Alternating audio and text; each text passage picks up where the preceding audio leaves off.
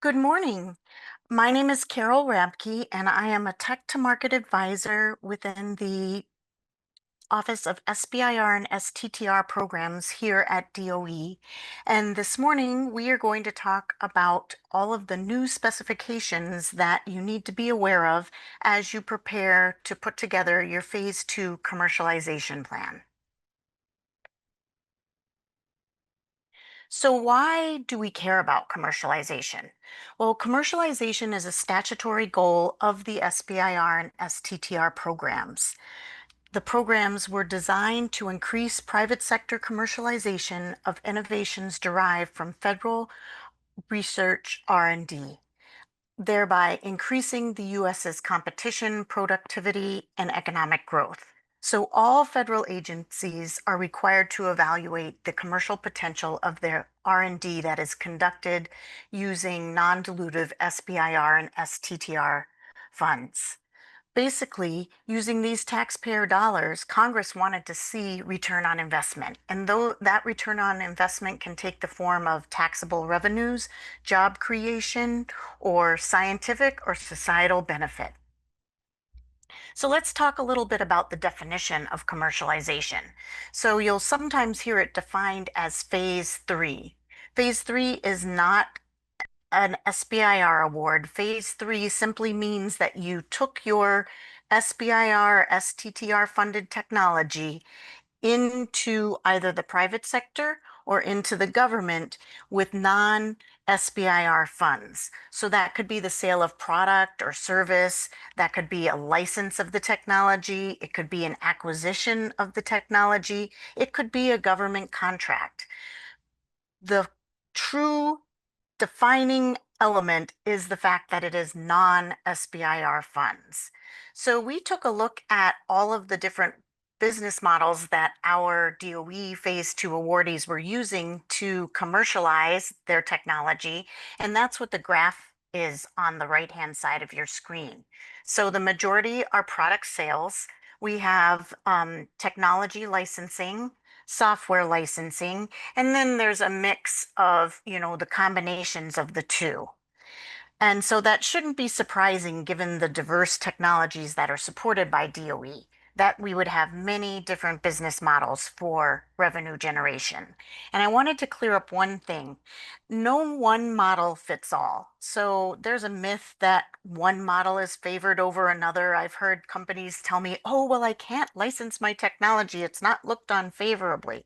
Well, that is just a myth. So really what you need to do is figure out which strategy is best for your company and your target industry, and then provide validation to support your decision.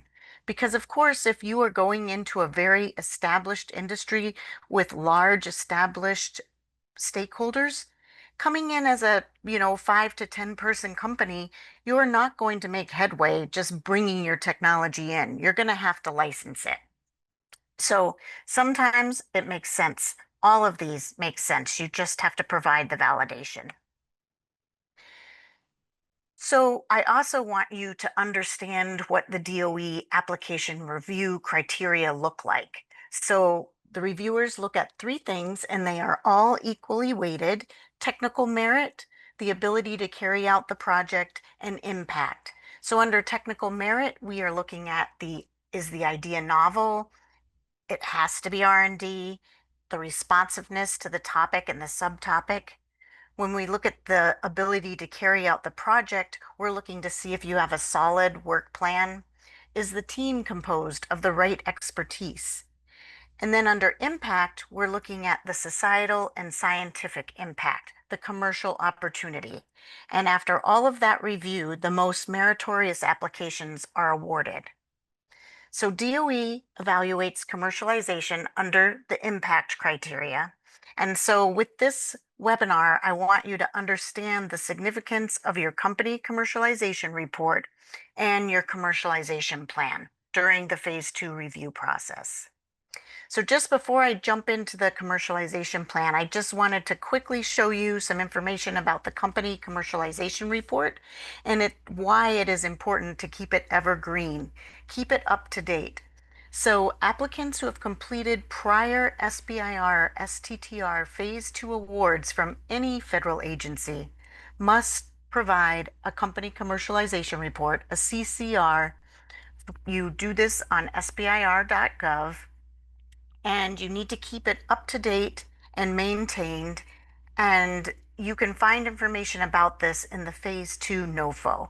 So you'll find the instructions on how to generate this report in the section on content and format of application. I've also told you where to upload it into what field, but it's very important. Keep that up to date. So what's new for Phase 2 commercialization plans? Well, we updated all of the plan specifications. It was a major overhaul. We haven't upgraded the specifications in over 10 years. So if you've been applying to DOE, make sure you go in and check out the specifications because they are all updated. 4 sections of the plan remain unchanged, but all the specifications within each of those sections have been updated. We no longer require a return on investment worksheet, and we updated all the pro forma templates so that cash flow is incorporated into them.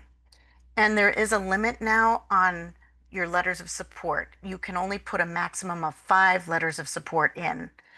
I should remind you that the cash flow pro forma and your letters of support do not count towards page count. So don't worry about them in your 15-page count. All Phase 2 applications, whether it is your first Phase 2, a Phase 2A, a Phase 2B, or a Phase 2C, require an updated commercialization plan. It gets uploaded as one PDF. That's your 15-page commercialization plan, your letters of support, and your pro forma income statement. And you can find all the specifications in the Phase 2 NOFO. Okay, 4 sections of the plan: market opportunity, company and team, competition and intellectual property, finance and revenue model. So you included a separate 4-page Phase 1 commercialization plan when you submitted your Phase 1 application. Now, as you move from Phase 1 to Phase 2, it requires that you validate all the information that you suggested in Phase 1. So you have to expand from a few pages to 15 pages.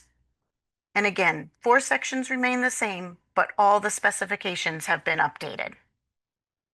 So I'm going to quickly just show you what the specifications are of all of the different specifications that you have to address.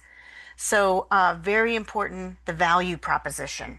So we want you to start off by setting the stage for your business case by identifying market pull. So the need, the market pull, not technology push. We want you to tell us who your target customers are, describe their critical needs and how they're currently met and what they pay for them. So hopefully you're seeing the things that I have bolded in green throughout.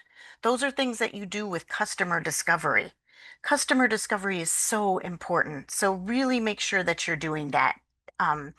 Don't leave that until the last minute because customer discovery will really help you understand the product that your customers want to purchase. So you're going to be asked to describe the features, advantages, and benefits. You are going to ask to describe the customer discovery that you've done. And this is where you might reference specific conversations or include a letter of support based on the conversation that you had. And you also need to state your validated value proposition. So that's going to be the benefits offered to whom and at what relative price. We also ask you to talk about your target markets. So estimate the market size in terms of number of customers. So again, customer discovery, you can figure that out when you're talking to your customers. Define your business model. I told you or showed you a graphic that had a whole slew of different business models, pretty much any way you could think of it. Manufacturing, selling product, licensing technology, a joint venture, a strategic partnership. We're not asking you to know exactly how it's going to be going to the market, and it might change. But what we're asking you to do in this 15-page document is to pick the one that works best for you right now, what model makes the most sense, and then explain why it does and describe your go-to-market approach. And then the last thing we ask you to do is to describe any additional potential societal, educational, or scientific benefits. So what are the typical struggles with Section 1? No evidence of customer discovery or validation of the need. That is so important. No estimate of the market size in terms of your niche opportunity. I've seen commercialization plans where someone is selling a capacitor and they tell me that their market is the entire electronic components market. No, it would first be filtered to capacitors, then it might be filtered to whether it's passive or active, and then it might even be further filtered down to the end use application. So really think about who your customers are, how many are there, and size that market in terms of dollars. A selection of an appropriate business strategy. Don't just say, oh, we haven't decided. We might license, we might sell, we might do a joint venture. Pick one of them and tell us the story around that. And then no letters of support or mention of relationships under development. So suggestions, use your phase 1 tab of funds and any customer discovery that you do to validate the market size and the need and where you fit in the value chain. Discuss the relationships that you're working on. Include letters of support that validate need and/or the relationships that you're building with the customers. And then if you identify gaps, use your phase 2 TABA funds. See if there's a way that you could use those and mention that here. Maybe you need to say, we need to do X, Y, Z, and we're going to use our TABA funds to do that in phase 2. Section 2 is all about the company and the team. So we're asking you to describe your company. So we want to understand the origins of it. So what is the lineage of the technology? We want you to tell us about your current employee headcount, and then show how you might be growing over the next 5 years. And make sure you include the role and the responsibility. Talk about your company's revenue. And this I should bring to your attention. In this section, section 2, you are speaking to your company as a whole. So if you have other products, this is your chance to talk about them. If you've brought other products to market, this is your chance to shine. When we get to section 4, that section is going to be just about the technology under development. But here in section 2, talk about your whole company. Introduce your team and talk about the commercialization experience that they have. Don't tell us about the technical expertise. You can upload a bio on your technical team. Here, we're really looking to understand what commercial expertise you have. Describe the management team gaps. How are you going to fill those? How are you going to address it during phase 2? Maybe you're going to have a board of advisors or a board of director, or you're going to retain counsel, consultants. So what are the typical struggles? A long-term dependence on SBIR and STTR funds with no immediate plans to change. Maybe you're 100% dependent on SBIR and STTR right now, but give us an idea of how you're going to change that. Only technical expertise on your team, that's okay, but you got to talk about how you're going to address that. No identification of who is responsible for commercialization. Even if you're all technical, call out somebody or somebodies who is responsible for commercialization. And then a lack of self-awareness of the weaknesses of your current team. How can you fix that? Well, you could talk about your use of business mentors or work to form a business advisory board. You could talk about how you might use a partner's commercialization capabilities. Maybe you're going to work with a partner that has a dedicated sales and marketing department. Maybe they have manufacturing capabilities, distribution. Talk about that.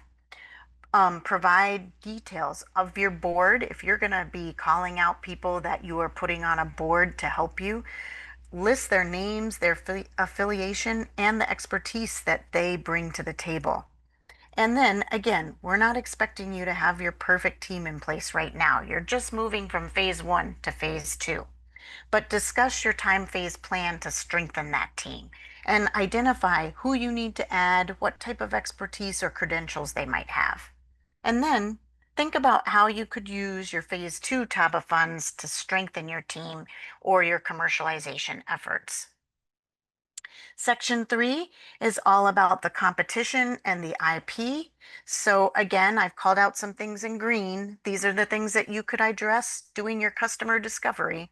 So identify your competition and based on the customer's critical needs. So these are the things that you described in section 1. Elaborate on how they're getting those needs met today. It is the kiss of death to say that you have no competition. So really take that to heart. If there really is an opportunity out there, someone else is looking at addressing it as well. They're probably maybe not doing it the same way you are, but indirectly, they're your competition. And think about how those needs are being met today. You're going to take market share from those folks. So identify the companies delivering those solutions and then provide a competitive comparison. And describe the competitive advantage of your product or service. Like, why would I want to buy your product? Why would I buy you over someone else? Then describe your intellectual property. What rights have you secured? Again, if you are an STTR, it's a red flag if you haven't secured an agreement with that research institute that you are working with.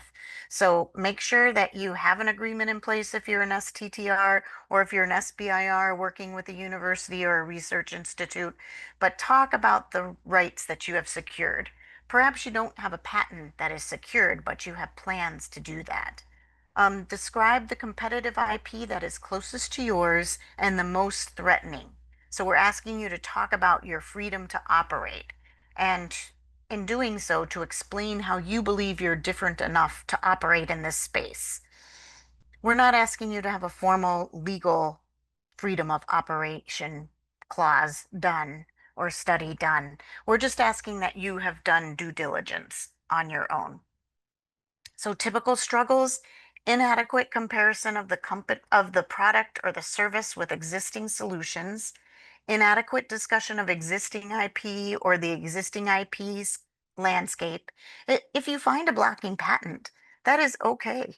You just have to secure your IP enough that you can cross-license. Maybe you can bring something to the table as well. And then a limited or no discussion of how your sustainable competitive advantage is going to be protected. So here again, discuss your use of your phase one TABA funds that were used to conduct due diligence and help with a competitive analysis, or how customer discovery was used to validate the competition. Create a time phase plan to secure IP. You can use your phase two TABA funds for patents. So, if you haven't secured that patent or you need legal counsel to help you with a patent landscape, look at using those phase two TABA funds for that. Section 4, final section, finance and revenue model. So this is where you are going to look at this technology as a strategic business unit within the company. Section 2, you talked about your finances and your revenues as a whole, but here you're just going to speak to this particular technology. So you have to put in place a milestone-driven roadmap. And in that roadmap, we don't want to just hear about your technical milestones. We want to hear about all of the milestones that you need to put in place to take your technology from where you are today in your phase one all the way to the market.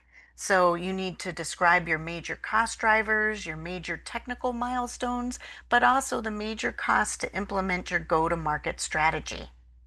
How are you going to address the funding shortfalls? That's why we have now asked you to do a cash flow pro forma, because we want to see how you are planning to maintain positive cash flow. I've actually seen some commercialization plans where the finances that are submitted have negative cash flow. How are you going to keep your doors open if you have negative cash flow? Letters of support. This is so important. These are going to be the letters of support that provide validation. They are going to provide validation there is a need. They're going to provide validation from real customers, companies that are out there in your Industry, you can submit no more than 5 letters of support. But we do have a clause here in the NOFO specifications that if you feel you need additional letters of support, that they're critical in making the business case for a continued investment of the DOE funds, you can provide a description of the letters in the narrative and just say that they are available upon request. And then your cash flow pro forma. So here it's called out in bold. This DOE funded technology as a strategic business unit. We want you to highlight when you expect first revenues and your total revenues for the 5-year period.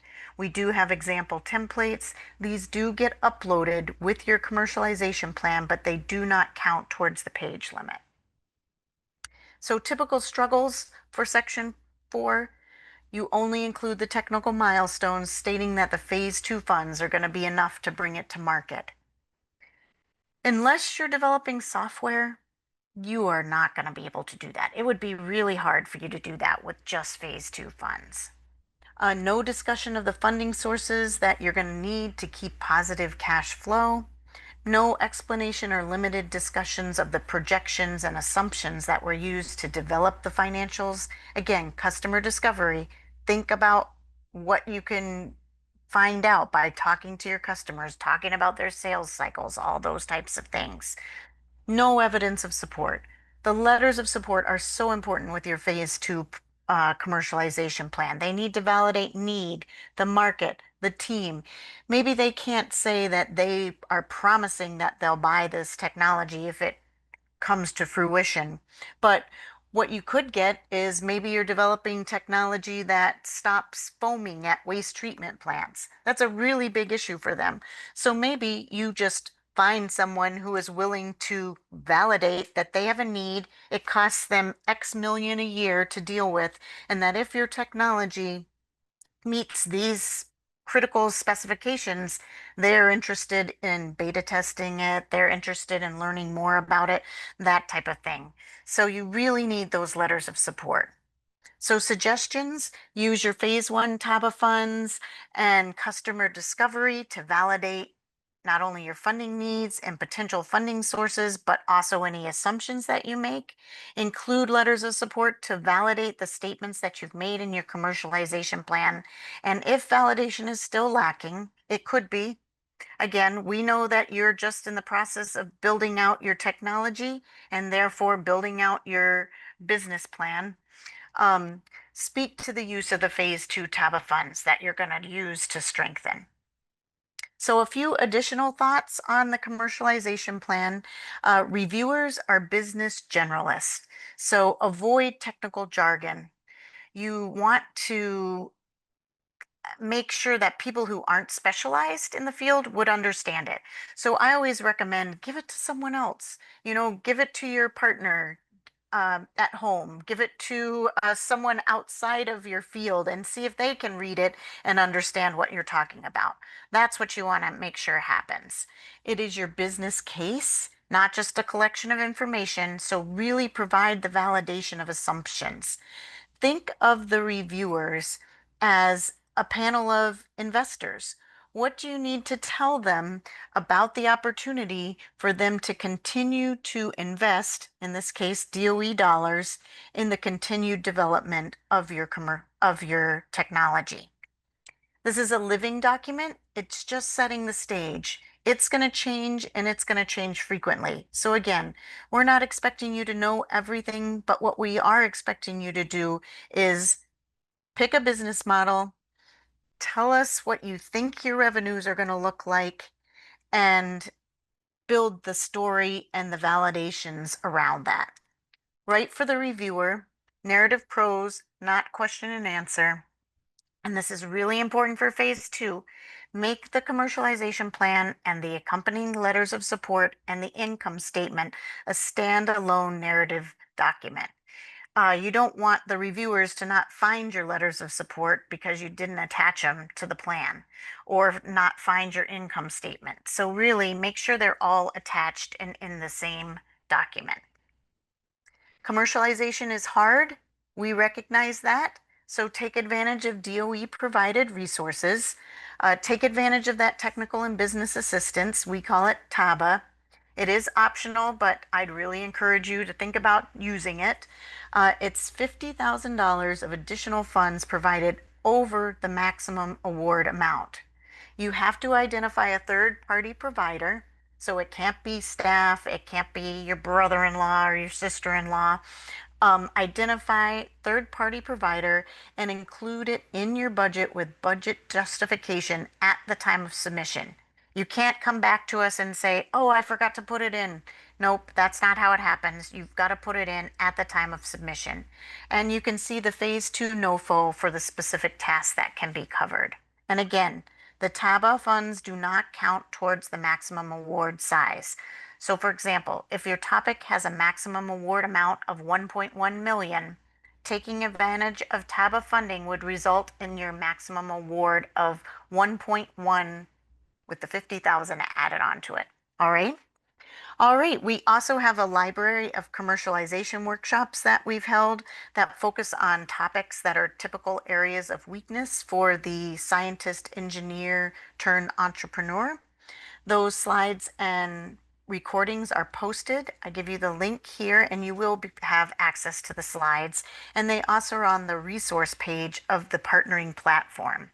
The partnering platform is the SBIR partnering platform, and it is a public-facing, self-supporting, searchable database where you, as an applicant and awardee, I call you innovators, can find potential partners. These are some of the workshops that we've held. They are all there with their recordings, so you can start to see maybe you aren't sure how you are going to create and maintain your sustainable competitive advantage. Well, we just held a workshop on that, so you can go and check that out. Maybe you're preparing for product launch. There's a workshop on that. Maybe you don't really understand how to do the cash flow financial modeling. There's a workshop on that. So there's a QR code here that'll take you directly to the page, or there's also a link. The partnering platform. Again, this is where you as an innovator can find potential partners, but you can also network with other innovators to complete your team. Maybe you need to add some folks through a collaboration or a subcontract. And that's really unique to this particular platform, that you can network innovator to innovator. You can find partners, you can search for funding opportunities across all agencies, you can message with one another, you can find opportunities posted by partners on the community page. That's also where you would network with other innovators. There's a news feed, and then there is also a resource page. Again, as an applicant, you register as an innovator. I've given you a QR code to go there directly. And also, I should point out that NIH's National Heart, Lung, and Blood Institute has also recently joined the platform. This is what it looks like when you log in. I just wanted to show you quickly. This would be your dashboard, and you can search for partners or funding opportunities right here on the first page. And let's say you don't really know how to find a TABA provider. Well, you could come into the platform, you could select provider under the partner role, and then you could select commercialization services or maybe marketing, or maybe you need help with your budget, CPA. Maybe you need someone to help you with proposal writings or techno-economic modeling. All of those things can be selected as a filter, and you can find people here. If you find a partner, you can use the instant message to connect. So here I just put in a partner name. If you hit view details, it tells you who is registered on the platform, and you can instant message with them. This is where you can network with other innovators. On the community page, you create a post, and we have a drop-down menu of the types of things you might create a post about. The resource pages, you can find the SBIR contacts for the different national labs. I should also tell you that the International Space Station is listed here as well with contacts and a short description. But I will also tell you, you can find them on our website as well. So I provided the link there. The commercialization tutorials that I mentioned, they are all here as well under the resources, and they can also be found on our website as well, though, so I give you the link for that.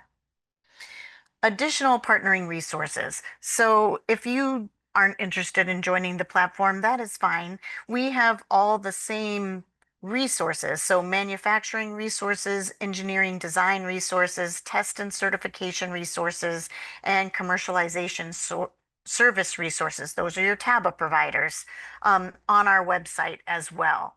So I give you the link. You find them under partnering resources.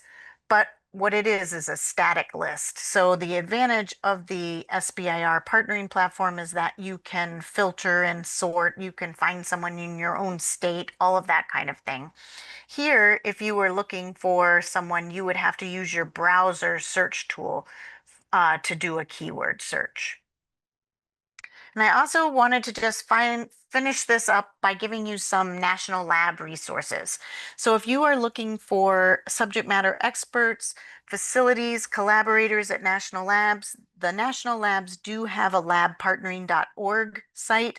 So that is one way to facilitate relationships with them, or at least find the subject matter experts that you might be looking for.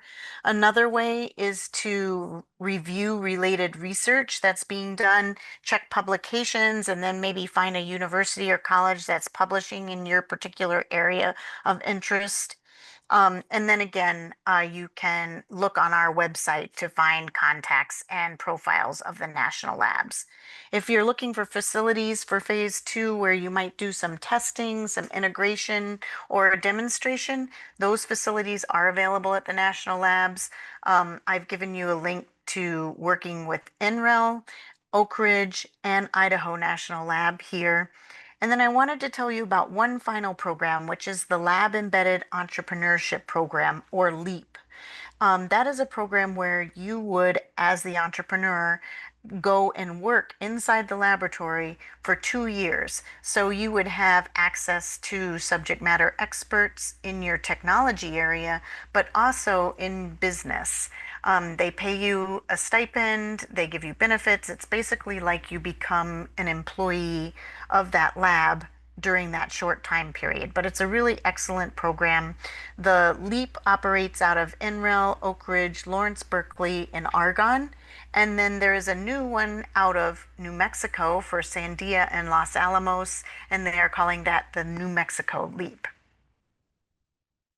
So I did just want to show you, if you go to the lab partnering service, you can find a page that says choosing a lab. You'll see all the labs there. It tells you the experts, the facilities, the technologies, how many patents they have available. You can select one and it will give you the description. It'll give you a description of the experts, and it does give you a contact page. But I will tell you that different than the platform, it's not a direct instant message with that person. It's a form that gets filled out and then they get back to you. Bottom line, we want you to succeed. So here are some ways that you can stay connected with our office. Email general questions, join the mailing list. That's the best way to stay informed of all our updates. We have recorded topic and NOFO webinars when they are out and released. And then as the application deadline is approaching, we do have Ask Us Anything webinars. So there's a lot of ways for you to learn more about how to apply to DOE. And any questions, I would direct you to our acting director, Eileen Chant, and here's her email. And one final shameless plug for the SBIR partnering website, give you the QR code there. So thank you very much and good luck with your phase two application.